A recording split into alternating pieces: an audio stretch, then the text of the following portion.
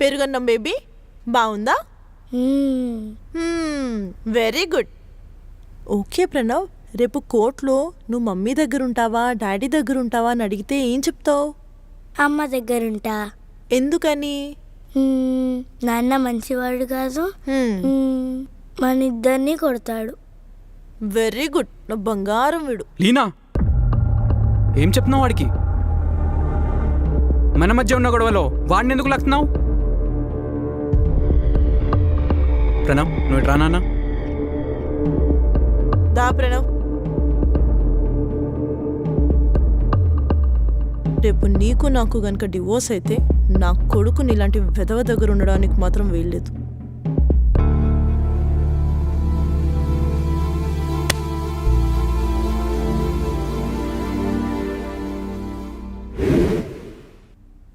నిన్న జరిగిన పెద్ద గొడవలో నన్ను గట్టిగా నెట్టాడు.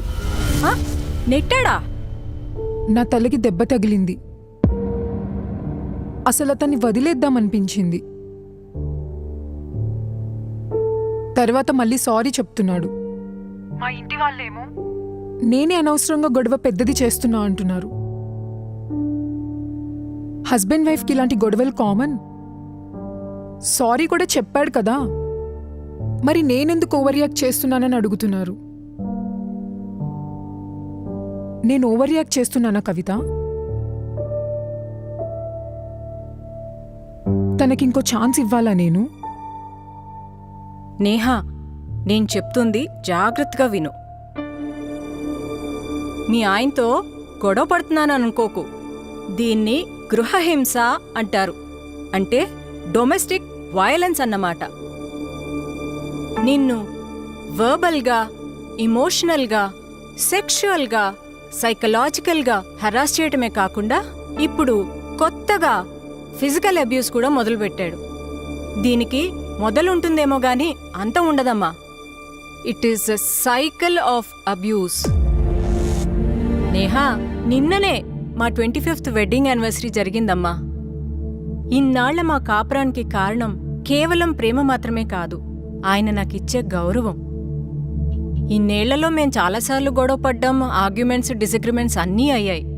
కానీ ఎప్పుడూ కూడా ఆయన నన్ను అనకూడని మాట అనలేదు, భయపెట్టలేదు, చెయ్యెత్తి కొట్టలేదు.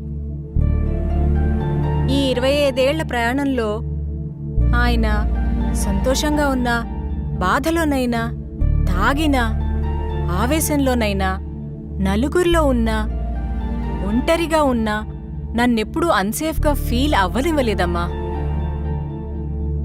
మీ ఆయనకు ఒక్క ఛాన్స్ ఇద్దామని అనుకుంటున్నావు కదా, దానికి ముందు నువ్వు నా ఒక్క ప్రశ్నకి సమాధానం చెప్పు. ఇకపైన మీ ఆయన నిన్ను వెర్బల్గా కానీ, ఇమోషనల్గా కానీ, సెక్షువల్గా కానీ, సైకలాజికల్గా కానీ ఏ విధంగానూ హెరాస్ చేయడన్నా, హింసించడు అన్న అష్యూరెన్స్ నువ్వు నాకు ఇవ్వగలవా? లేదు, ఆ అష్యూరెన్స్ ఇవ్వలేను. అయితే నీ ప్రశ్నకు నువ్వే సమాధానం ఇచ్చేసావు కదమ్మా. నా మీద, మా మమ్మీ మీద డొమెస్టిక్ వైలెన్స్ కేసు పెట్టింది. నా లైఫ్ డిస్ట్రాయ్ చేస్తుందని నాకే చెప్తుంది. Domestic violence against men is a cruel joke in this country. మన లా మేకర్స్కి ఒక అభిప్రాయం ఉంది. మగాళ్ళు హరాస్ చేయడానికి పుట్టారు, అమ్మాయిలు హరాస్ అవ్వడానికి పుట్టారు. ఇంకా నా మాటలు ఎవరు నమ్ముతారు? అందరికీ తను చెప్పిందే నిజం అనిపిస్తుంది కదా. ఒకరోజు పోలీస్ వ్యాన్ వస్తుంది, నన్ను మా మమ్మీని తీసుకుని వెళ్తుంది. ఈ టార్చర్ కంటే చచ్చిపోవడమే బెటర్ అనిపిస్తుంది Kavitha. I just want to end my life. Karthik, నాకు ఓ కొడుకున్నాడయ్యా. మీ అమ్మలాగానే వాణ్ణి నేను చాలా ప్రేమతో, సంస్కారంతో పెంచాను.